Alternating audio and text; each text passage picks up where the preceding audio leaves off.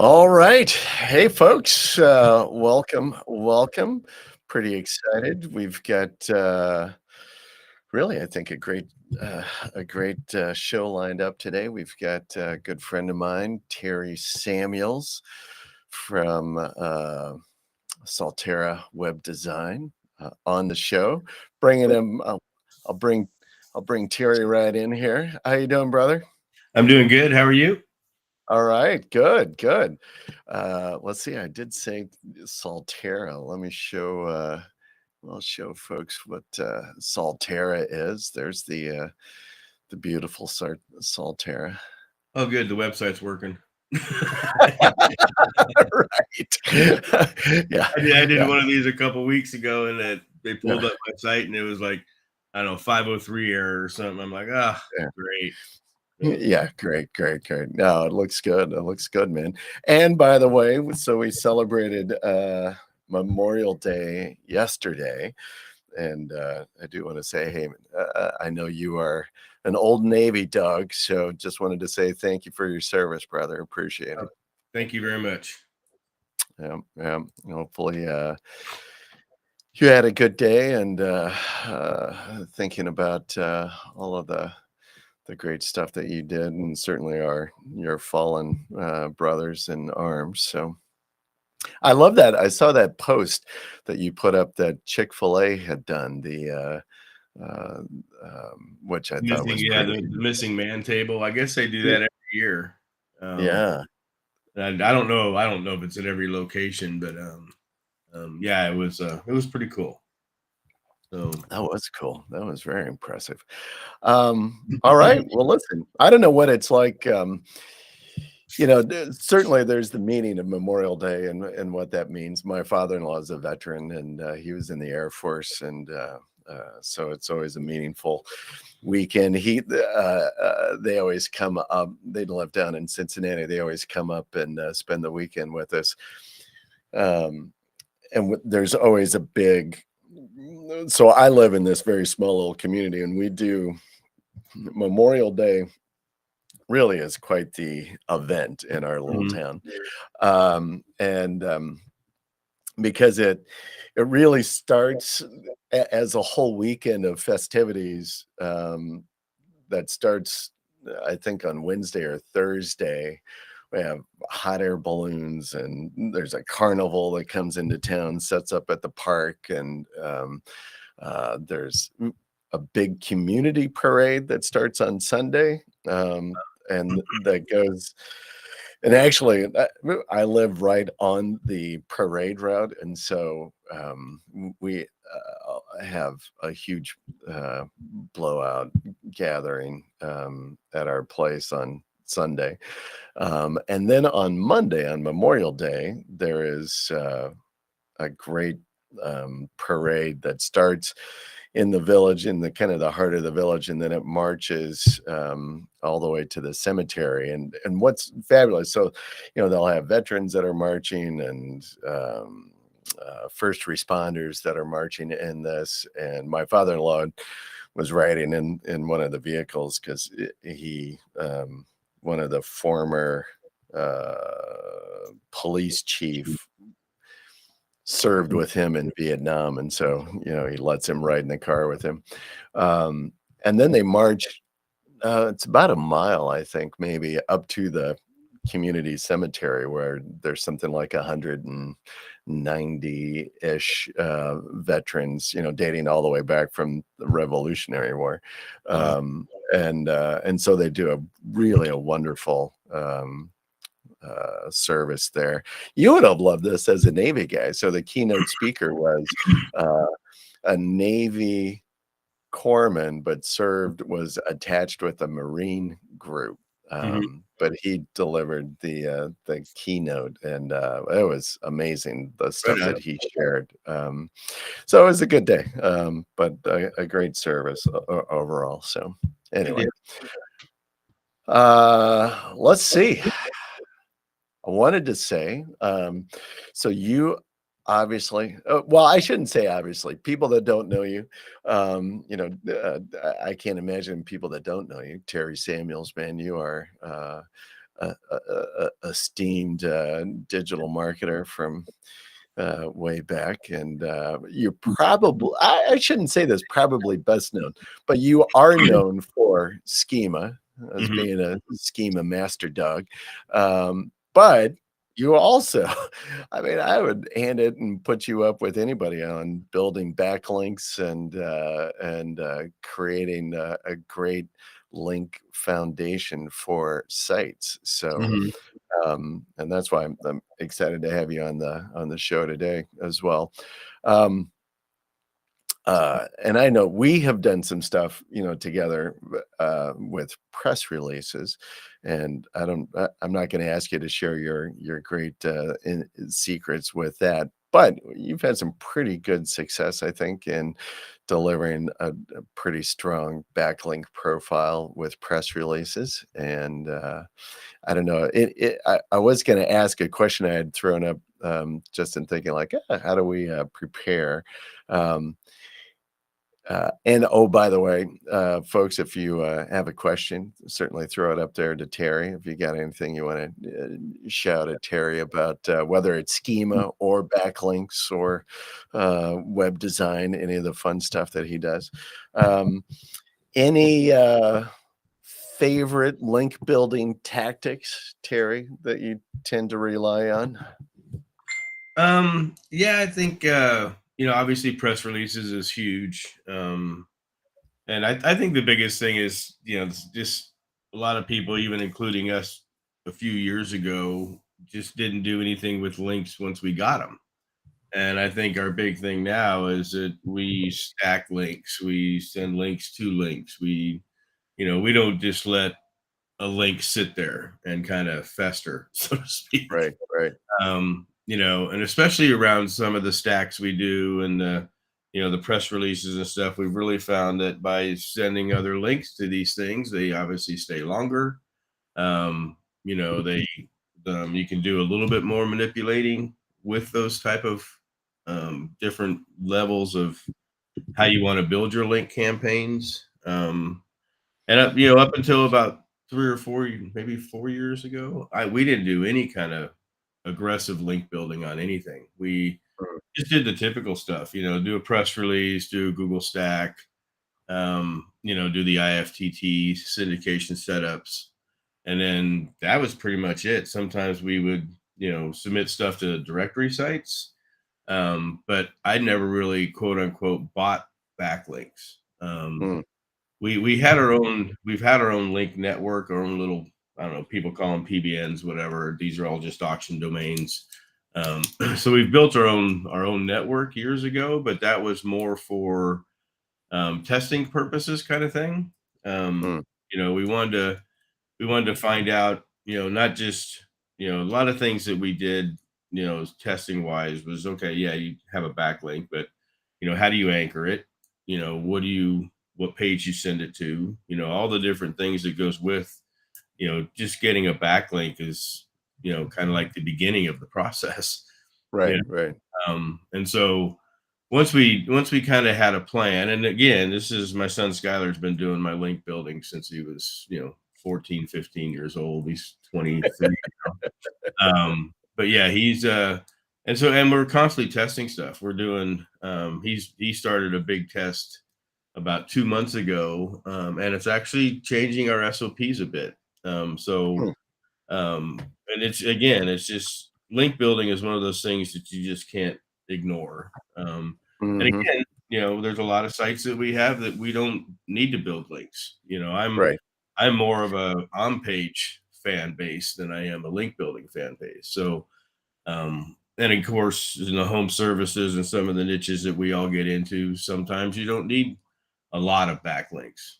So obviously now into our affiliate sites and our lead gen sites and stuff like that, yeah, it's a very common practice to start being very aggressive with backlinks. But I just, like I said, it's one of those things that I have fun with. But again, the speed of getting test results is very frustrating with linking. So Mhm. like you place a link today, it could be 3 or 4 weeks before you even start seeing anything, and then and then it'll be fluctuating, and all the different variables that we all go through, getting stuff indexed, making sure it stays indexed, all the same crap. Um, but that's the biggest thing is, that I'm a huge fan of press releases, like I Right, stack right. releases on top of each other, sending good links to the good links, and just I like using public Google Docs. I like using public Google Sheets in our link plan. I also like to do blog posts for press releases, which is one of my favorite things. So we always start a press release from a blog post, and then we'll go in and build backlinks or build the press release links back to that blog post. So yeah, I mean, there's a lot of things that we play with. Mhm. But yeah, I think it's a very fun game. I really like listening to the people that really do it well. Matt and Craig and these other people that just kind of backlinks is like their main focus. Those are the people I like listening to. So I actually think I'm a novice backlink builder. So um, Well, I guess we're all learning, right? Constantly. So I wouldn't call you a novice, so Terry, come on. yeah. Well, Um, I mean, compared to some of the other stuff people do, I mean, yeah, I mean, it can get pretty crazy. You get into niches like rehab and stuff like that, man, if you're not building backlinks every single day, you're doomed. And yeah, yeah. so like, I don't do much with niche edits anymore. Um, every once in a while I'll get a guest post. Um, I don't know. It's a little bit different game for us. So we're just, Uh-huh. again, it's pretty much what Skylar wants to do. I love how you turn it over to Skylar.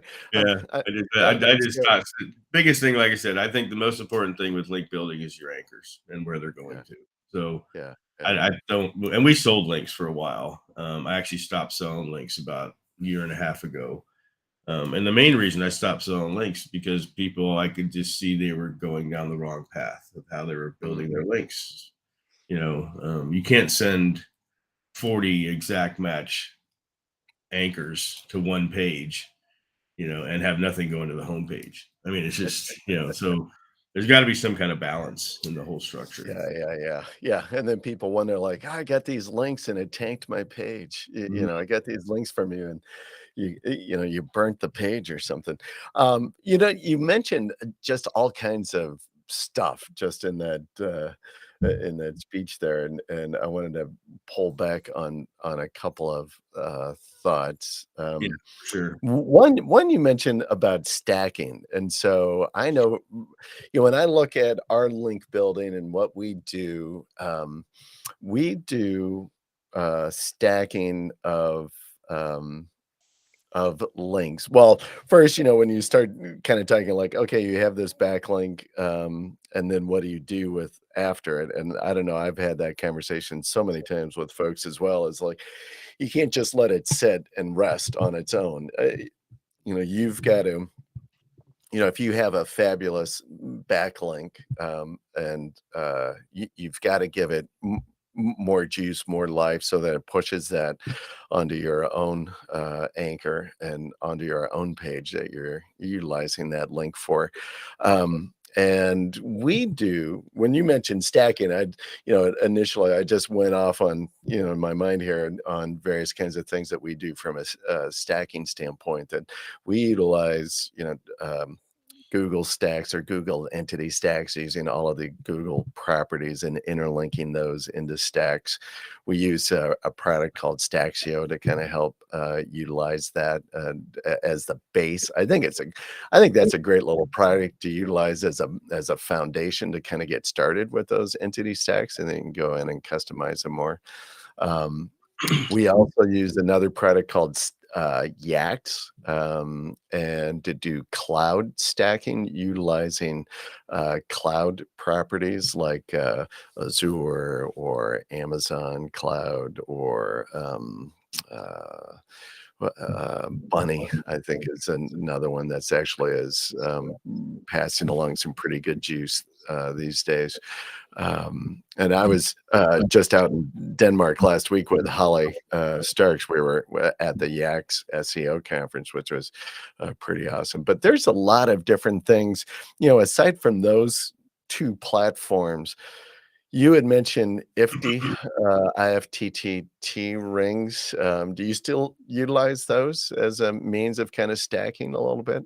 Yeah, for sure, definitely.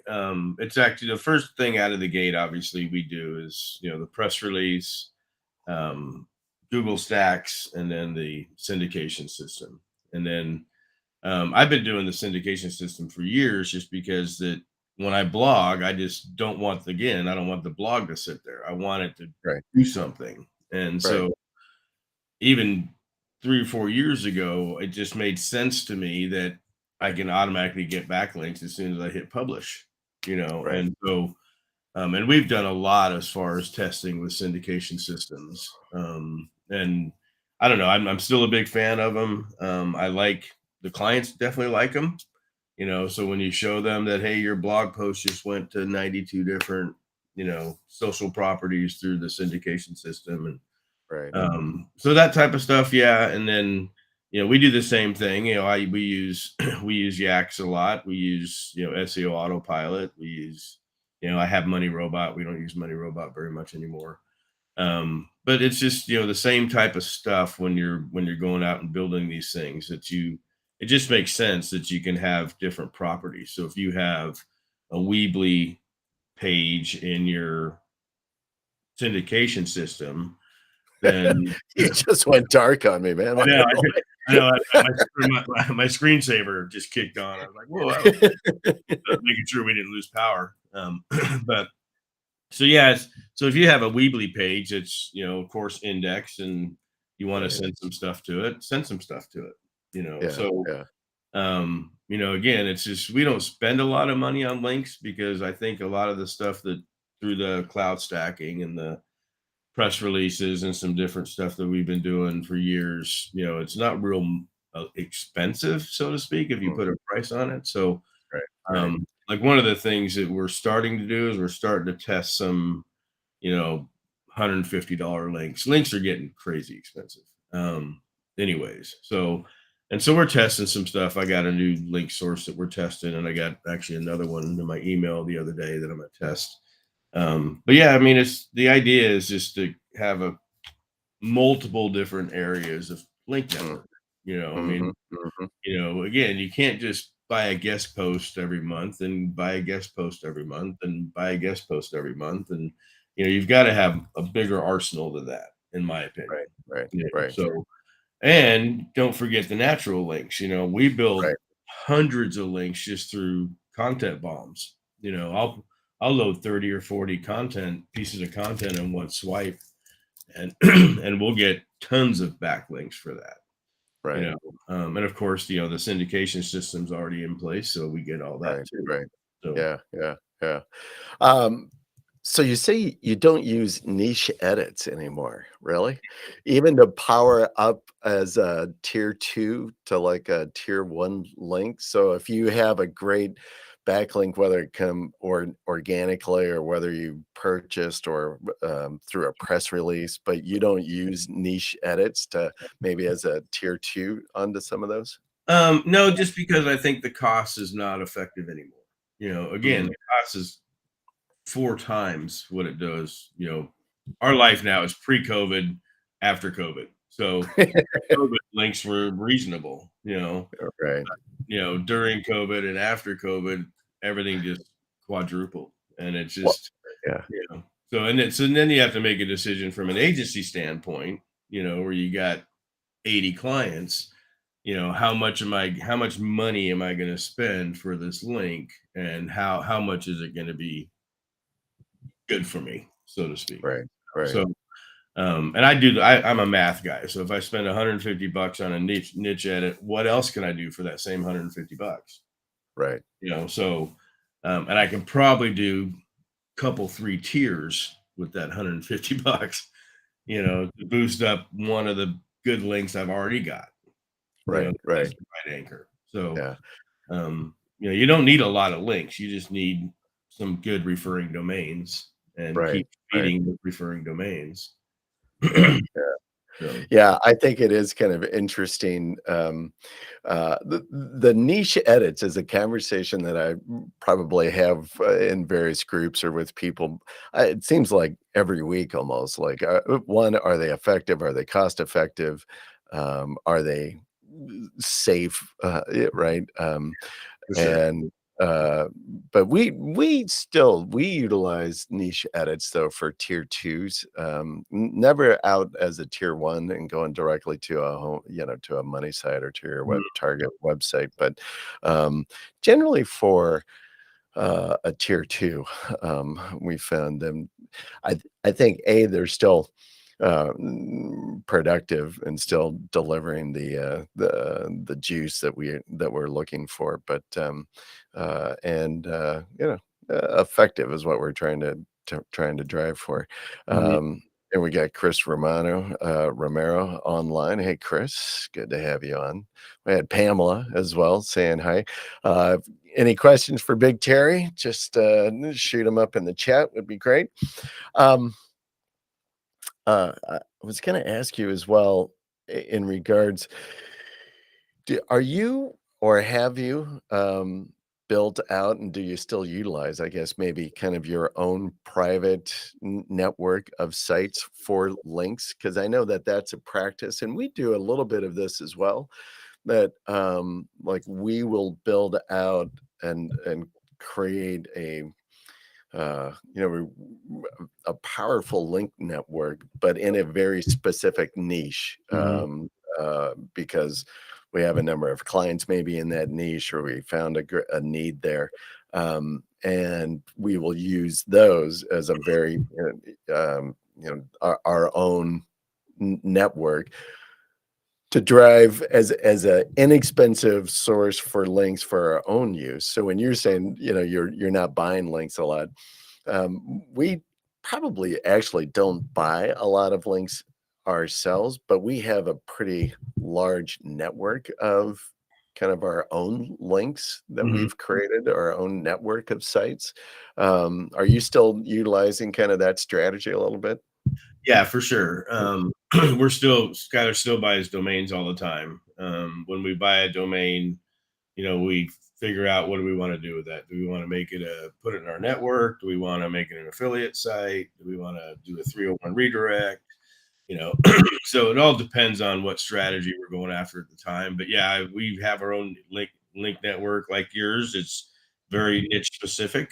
So when I was selling links, I had 800, 900 different sites that I was selling links with. And now that's down to about 300 because I've niched down because I don't need the links for a nail salon if I don't have any, if nail salons isn't one of my niches.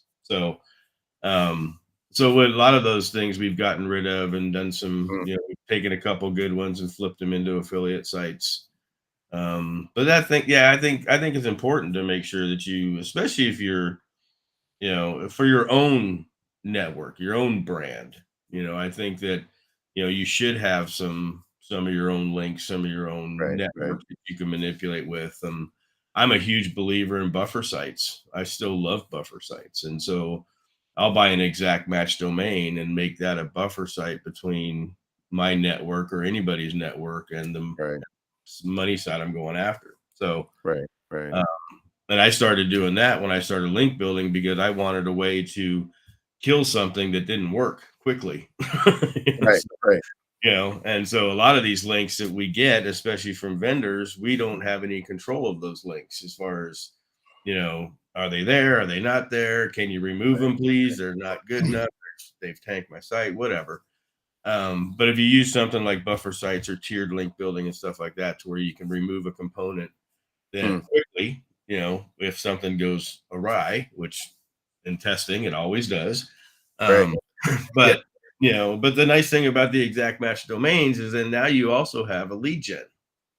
So, right, so it's kind of a twofold thing is you know, DallasPlumber.com, might be a buffer site and, to send links to, but you're getting keyword and advancements as far as that buffer site then you just decide, okay, hey, great. Now I just flip this into a lead gen, and now I've got a twofold system. So, Make it work for you, baby, right? well, yeah, You that's know? I mean, that's the whole thing is, you want to be as, at least for an agency, for like my agency, I want to be as much in control of what we do as possible. Hmm. So that's why when we do test links and we do test vendors, and there's like, I've had vendors that don't show you the URL after you place your link, and I'm like, well, what's the point of that? That's like nothing. Yeah. You know, that's funny that you say that because I've seen vendors that have done it, and I have used some, but at the end of the day, I'm like, but I wanna know what that URL is so that I can, like, build links back to it and help power Exactly. it back up. Yeah. So, for And me, and track it, if and you're track not it gonna even, do that, yeah, yeah. and track it to even see when if it breaks. You know? Yes, I exactly. mean, you spent 300 or 400 bucks, $1,000 on 10 links, and you can't track them to see if they're live in 2 months. Yeah, Yeah, I have all kinds of problems with that type of system. yeah. But that's the biggest. I don't I bought the you link, know give me the URL. So yes, I mean, I get when,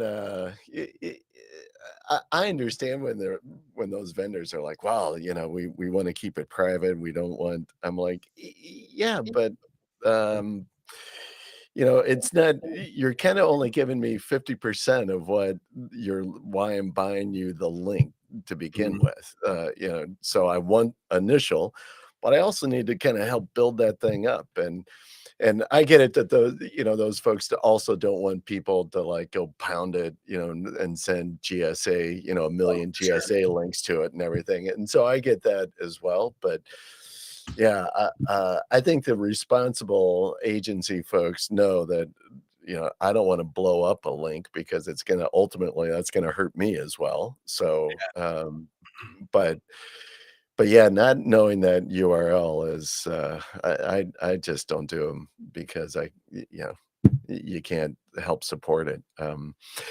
I love your idea about because I know, Pamela in here is, she's in a very specific niche and, what she does. I love your concept about the buffer site and doing an exact domain match domain and building up a site, and then powering that up. And I think that's a great strategy for folks. I wanted to ask you though, in your experience with that, to what um, use whatever metric you want, whether a DR or a DA but what level of a metric of a powerful site do you feel like you need to build that up in order to be effective as a buffer site and pushing juice off to your target site?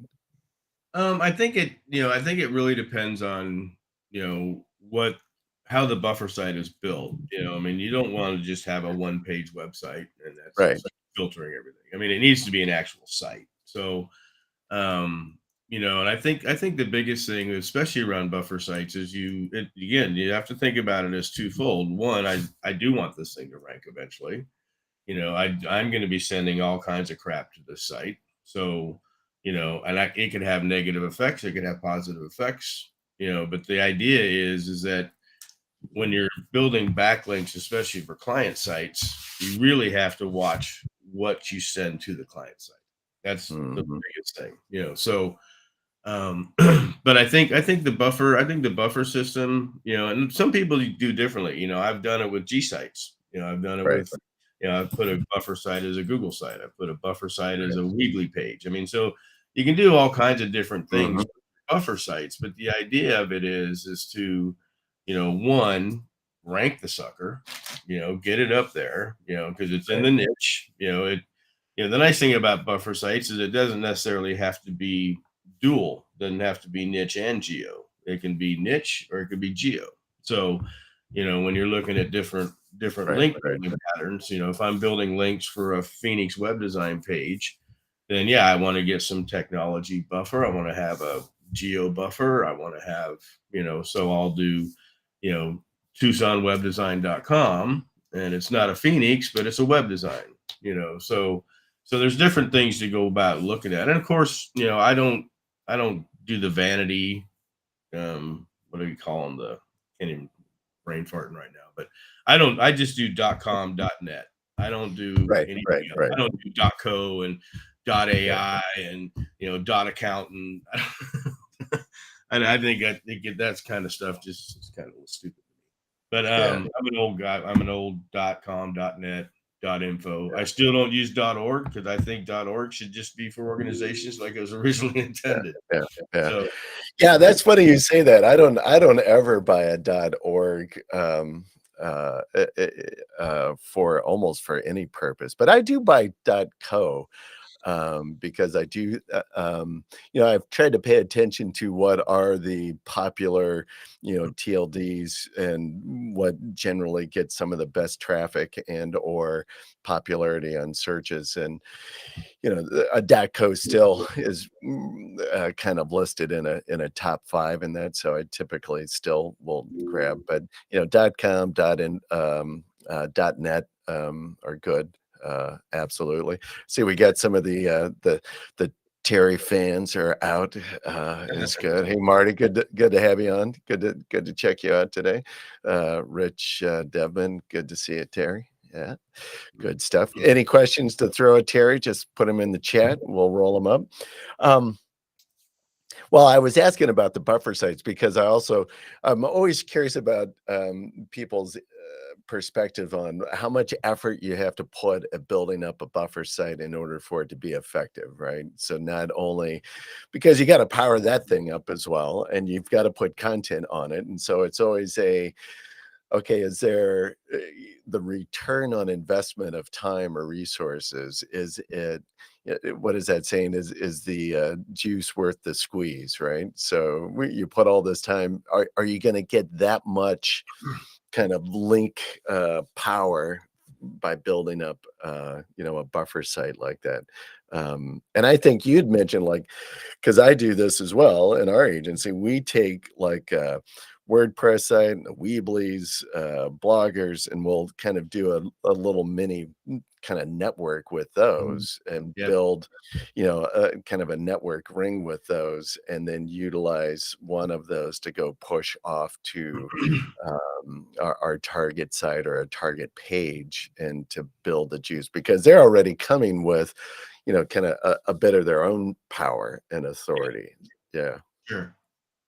Yeah, and yeah, and you can find some pretty good exact match domains, and whether they're expired domains or auction domains. Right. Because people just let them go. They don't use them. They bought them, and oh, this thing's been sitting there for 10 years, and I'm never going to use this. And I mean, one of my best, my best buffer sites is like can't remember what the city is, but it's like DallasFenceCompany.com or something. I mean, it was just but it was like a 9-year-old domain, and it was nothing was ever built on it, and totally fine. So we just and that one took off like a freaking rocket. Yeah. So we actually turned that one into a lead gen like within like 3 months. So Wow.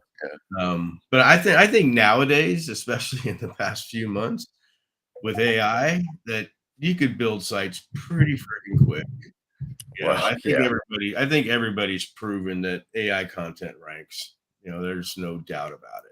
Mhm. Obviously, you need to do some stuff. You can't just load it right in from AI, but there's some steps in between that. But Right. Right. but I think nowadays, and I've done a lot of mass page sites. It was actually one of my biggest plays a few years ago. I don't do much with them anymore, but under the same concept, you could do the same thing. Kind of like building Google News sites. Same thing. You can build a Google News site pretty freaking quick. Mhm. Get it approved. Put the WP Automate or one of those plugins on, and just let it bring in RSS feeds and loading content and stuff. You can do the same thing with your exact match domain. So Right. but we have a system that'll go in at least every month and load something up there, whether it's content, a couple blogs, whatever. And then some of them, like I said, we track them, and then once they hit a certain level, then we really kind of push the gas pedal down. So, Mhm. Mhm. and they I will. love You know, Yeah. I especially. love what you said, and I think it's so important, especially if you're running an agency or if you're doing, even a good large affiliate site. You have to have a system in place in Mhm. order to support not only just from an automation standpoint, but even just from a pure operations. And you mentioned SOP. You have to have just some standards of operation practices in order for you to be able to easily and I think efficiently create the links and create the network or the power that you're trying to drive toward. Otherwise, you just spend a lot of probably wasted energy and or you're not sure like what did we do that. Uh, I love it as well. You were talking about domains. How many domains do you own? If you're like any agency guy like me as well, how many domains do you own that are just like, sitting on your, domain host and you're like, I don't know, you haven't utilized them, you're like you bought them like, "Oh, that's a good domain, we'll do something with that." Actually, yeah. I mean, I think, and Skylar's really good at this. Is we like I said, at one time I had close to 1,000 domains. My hosting and domain bill was crazy because it hit every freaking December. So right before Christmas, I had a freaking huge bill, two bills that hit. But right now, I think I'm down to probably 300 or 400. But they're very specific on what we do with them now. We don't buy a domain and it just sit there anymore. We did that for a long time. I mean, I had domains that I never did anything with, and Right, right. they probably would have been good either way, but they just sat in my queue and nothing ever happened. We've also flipped domains. So we've bought domains and turned around and sold them. So Hmm, so there's different things you can do with them. But yeah, it's a you got to have a plan in place. And don't buy domains drunk. That's my biggest thing that I can tell people.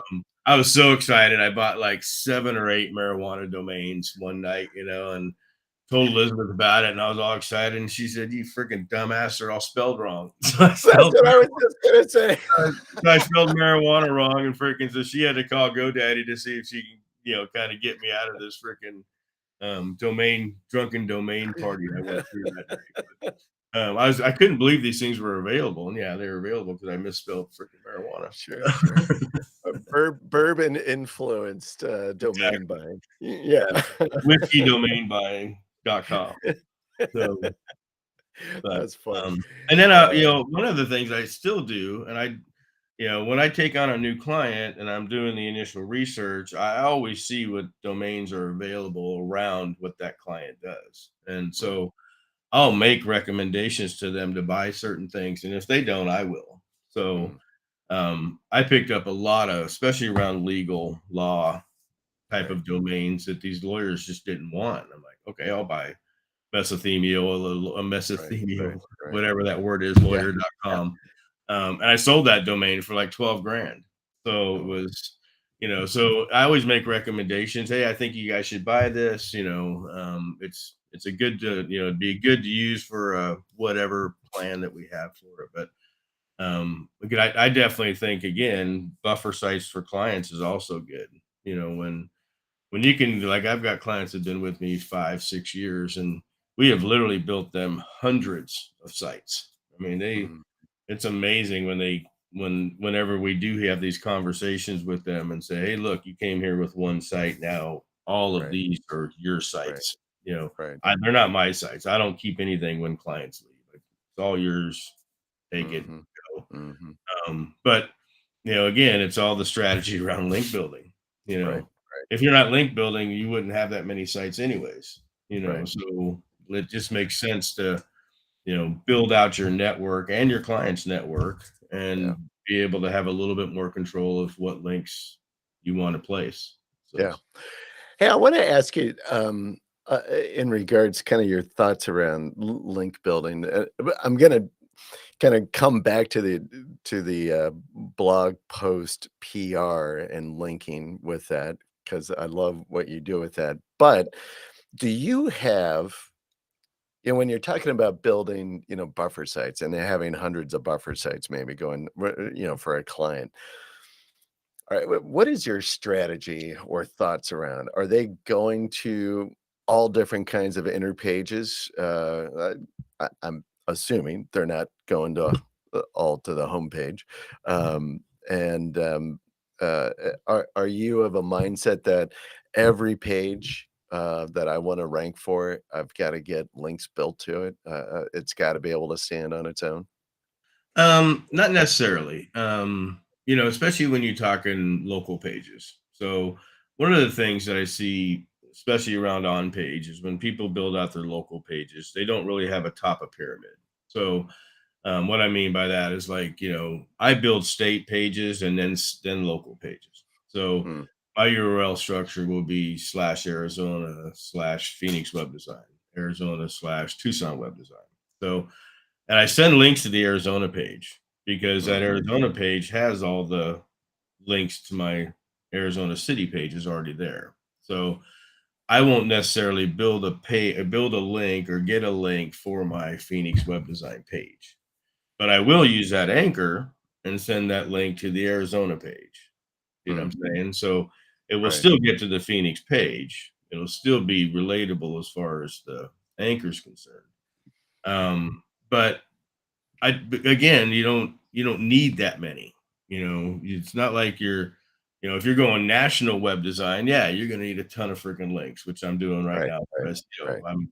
I'm going after my brand. I want to take over the first page of just SEO. I'm Right. going Right. after all the big guys. And so that link building strategy is completely different than building up a local page or Right. Right. my Texas page or whatever. Right. So but yeah, so I think you have to be, again, I test this. This is why we test things. So we saw better improvement and better, call it authority or whatever, by sending the links to the state pyramid and let it trickle down to the city pyramid or the city Hmm. pages, so to speak. So Mhm, mhm. and you can do it the same way. So if my web design page also lists all the states that I'm currently focused in, so I can send stuff to the web design page and it'll link down to the state page and eventually maybe go to the city page. But again, it's the anchor. So, Right, right, and that's what we do with press releases. Same thing. It's the right. anchor. The anchor is the key to almost anything as far as I'm concerned. So Yeah. if you get a time.com link and you have a bad anchor, then what's the purpose? So click here with a Like time.com. a click here, right. What you know and so but again, I'm a big believer also in branded anchors. I Right, like using branded anchors. I think branded anchors are the safest bet. So Salterra Web Design, Salterra SEO, branded keyword anchors. right. But again, it's the we spend so much time, effort, and energy on the content side of things now and less on the link side. And we did Yeah. that switch about a year ago. So we actually took half the budget that we have on our link side and put it into the content side because we Mm, saw the content side was bringing in natural links. It was mhm. bringing in more keywords, more avenues that we can run down the path with. And to where a link, again, the frustrating part with a link is you wait and you wait and you wait and you wait for that thing to even get any kind of notice, and Right, some of them right. happen faster than others. I've done Google News sites, especially. I've put links on Google News sites and they showed up in Ahrefs the next day.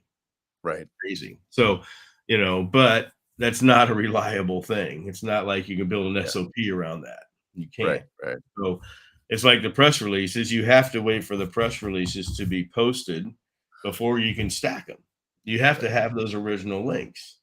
So same thing with, why would you stack a brand new guest post, for instance, especially if that thing's not indexed yet, you know, and might have all kinds of different problems with getting indexed. So why would I spend time, effort, and money building stacks to that link if it's not there yet? You see what I'm Right. saying? But Yep. it could take 2 or 3 weeks for it to be there, and then all of a sudden we can pile it on. Well, content's the opposite.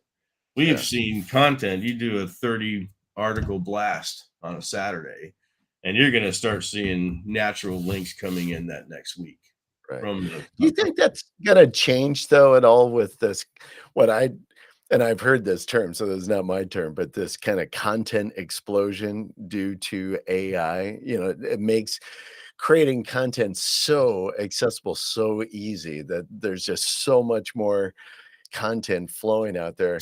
Um, do you think that the value of content will kind of maintain its power as it Right. has? I that's a good question. I mean, it's I think we all know search engines are just they're just absorbing content. That's their whole purpose in life, and then organizing that content for a result. So Right. I think it's going to be, and we also know that Google and all these data centers have bandwidth issues. I mean, so the more content you throw on the Right. internet, the more storage you need, the more, I mean, it's an everything thing. So, Right. um, but I think for now, and I think again, this is a new landscape for all of us, this whole AI landscape. So, and we're putting a lot of time, effort, and energy into it because I don't want to be on the losing end of it. So, we're doing a lot of stuff on the AI side with testing and building and what can we Mm, get away with, how fast can we do stuff, all the different variables. But you're right. I mean, if we're getting now a billion pieces of content every day and we were getting a million pieces of content, yeah, it's going to have some sort of effect. Right, yeah, wrong, or indifferent. It could definitely take even longer to get stuff indexed. I think that's going to be the first thing that we're going to see. yeah, yeah. And Carolyn Holtzman, if you're not following Carolyn, follow her Yep. because she's probably one of the best indexed people out there. And Yeah. she'll tell you that the bots aren't crawling anything for the past 10 days. You Yeah. know, Yeah. um, and that Yeah, could be Carolyn was at the Yaks conference in Denmark with us, yeah, so she presented some really interesting findings on some of the research and testing that she's done. But yeah, yeah. I think you're right. I think indexing is going to get stretched even further than what it has been, and yeah, I think it'll be interesting. Here's a good question from Pamela. uh, in regards to buffer sites. Do they have to be active to have power? And I'm not sure what she means. I suppose active meaning that you're continually contributing to it or putting content on it. But what do you think?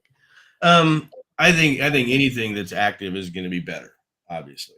Um, but I also believe that if you're consistent in sending stuff to that buffer site or to that powerful link, then I think it's just going to be better than having it sit there. The biggest thing none of us want to do is be stagnant, and that's my Right. biggest thing in this business is if you're stagnant, then you're done. And I tell this to my clients. One of the reasons that they don't have an option, we're blogging for them. There's no option. There's no 2 years ago, I didn't give a crap if they blogged. They could have nothing happen to their website. Mm, But nowadays, that's not even an option because if mm, you're stagnant, if your website's stagnant, if you're not doing something consistently to your website, then you're losing the battle because everybody mm, else is. So and the big guys aren't. That's the key. You want to go after the big guys, they're the ones not doing what we need to be doing. They're right. there because they have power at the beginning. They have a ton of backlinks. I'm going, one of my targets is Neil Patel. I've studied everything his one SEO page has. And I've studied his backlinks, I've studied his content, I've audited his content. And the thing about going after a big target like that is that he's stagnant. He hasn't done anything in a while. Well, his staff hasn't done anything in a while. Yeah, right. Yeah, But he's not doing anything. yeah, exactly. But that's what you got to look at is if you're going after out here, the biggest air conditioning company out here is Parker and Sons. But Parker and Sons doesn't blog. They haven't. Mm, Their website does nothing. So mm, through content, through link building, you can go after targets like that. right, Don't be right, scared. But if you don't have a plan in place to be aggressive, whether content, links, both, whatever, right, then right. yeah, it's going to be rough on you.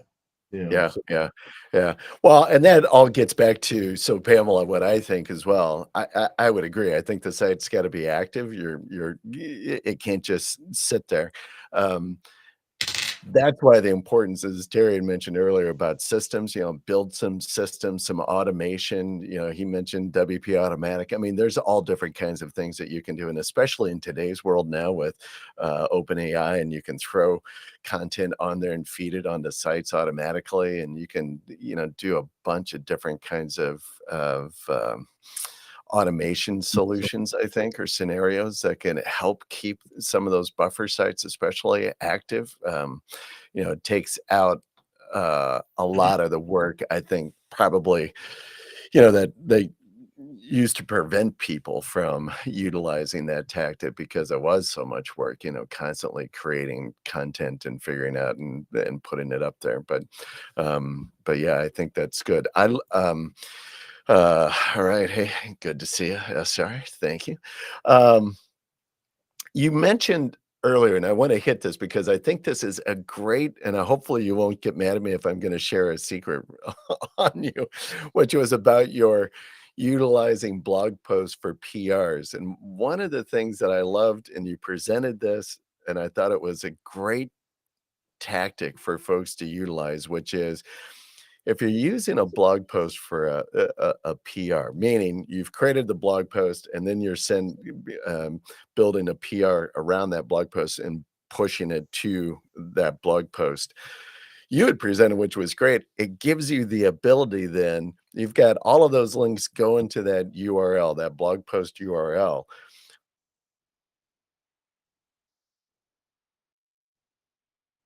Oh, you froze.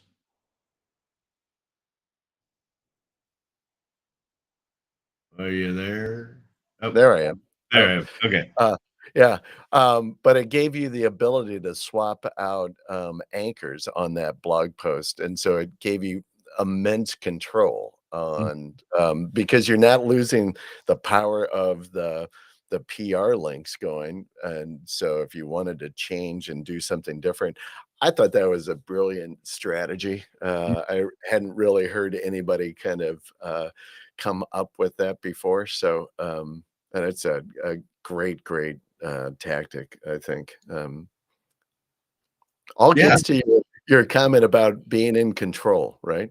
Well, and that's the whole thing. I mean, one of the things that, I've always tried to teach, especially my clients, that the website is the hub.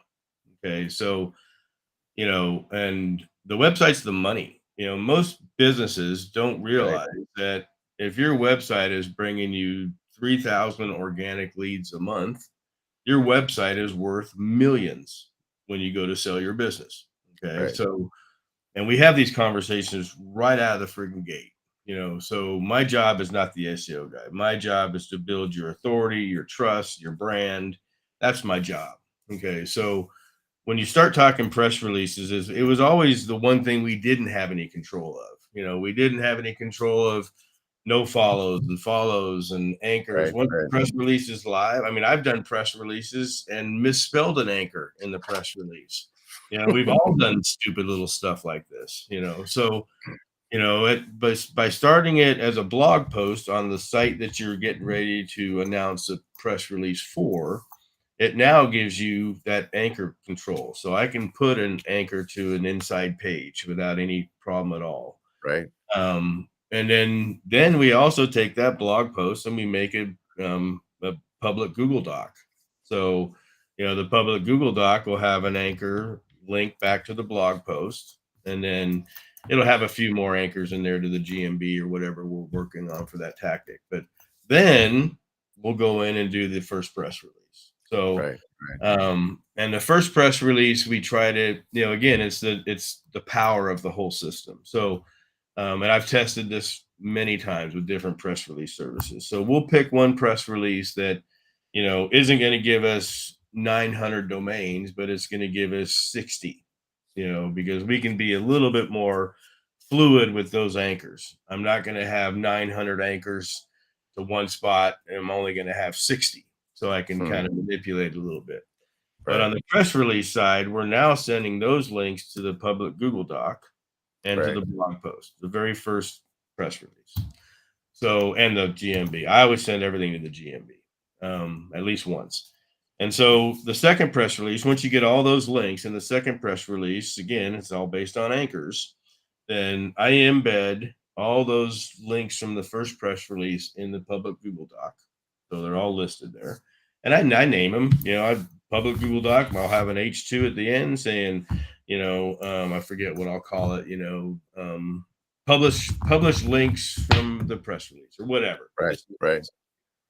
And so the second press release, then now I do branded anchors. So I'll do, branded anchors to the Google Doc and branded anchors to the post, the Google post or the blog post, excuse me.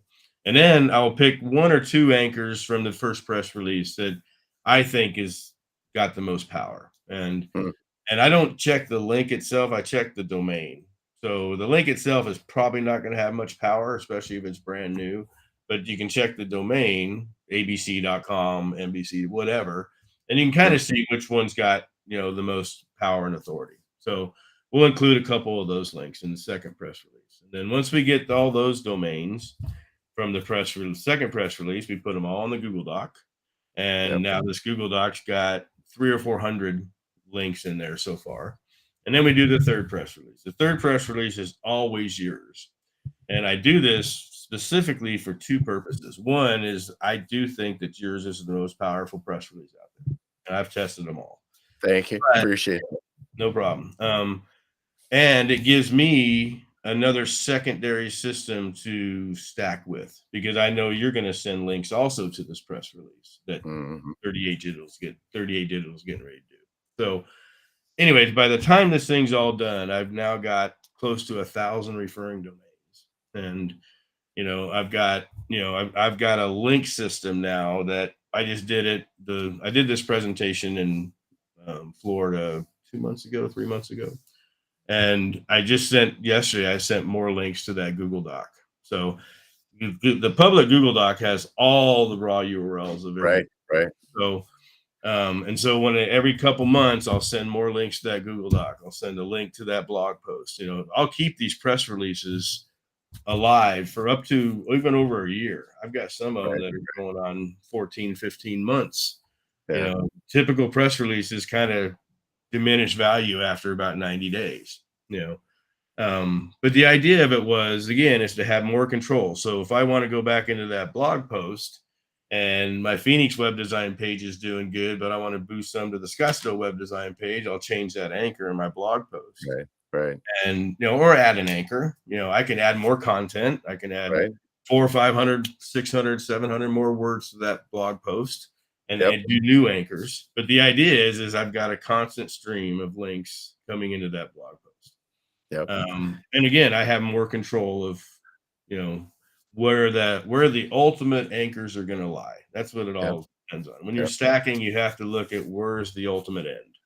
Yeah. That's what I want to rank for. Yeah. And I think that is just brilliant because it gives you that flexibility. And so just like what we were talking earlier, where you're saying like, hey, you're going to build this buffer site and it's now going to be, it's going to push juice to your target page that you're doing. You're going to build it up and do that. But it also eventually becomes its own lead gen for you as well. So, right, it's doing double duty.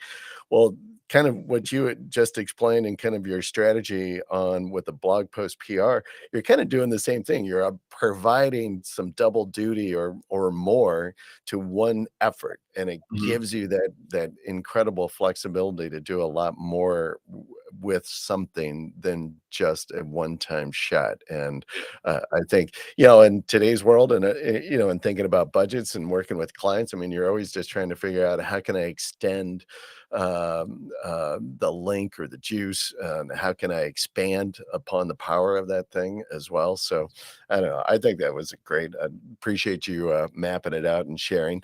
I do want to give you some quick promos as well. Let's see, I want to throw this up into the chat. Hopefully that goes into my chat. Yeah, there we go.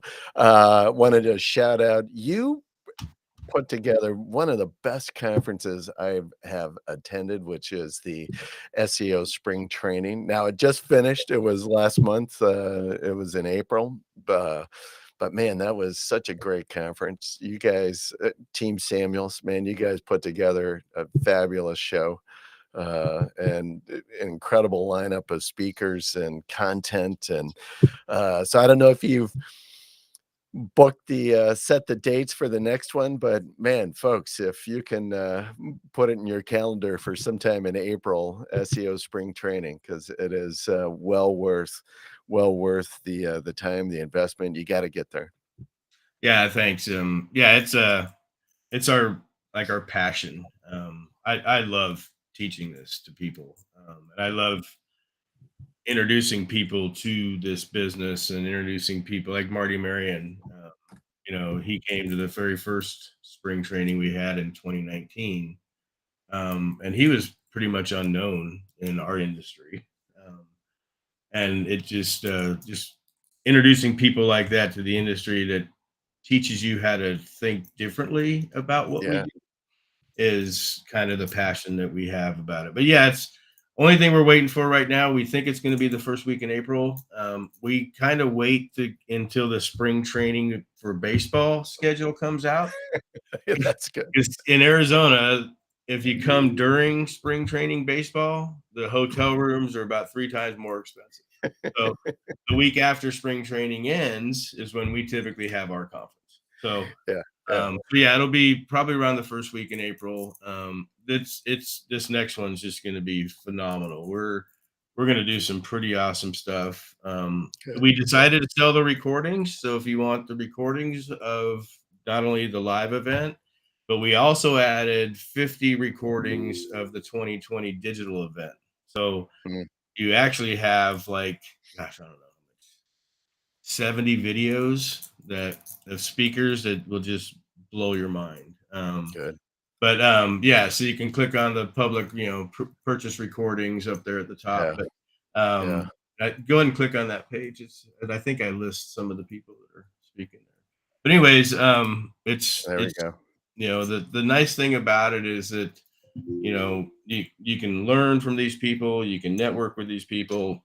One of the things that we do really kind of, I don't know, quote unquote demand is that the speakers do spend time with the audience, that they Right. are Right. readily available, to Right. hobnob with, buy a drink with, eat food with. Yeah. But the cool thing about it is that yeah, we do the big one every year, and then we do a couple masterminds in different parts of the country. Yeah. Um, so we're getting ready to announce our first mastermind coming up here pretty quick. Ah, And, nice. and then we do our tech mastermind, which we do a tech mastermind typically in Vegas.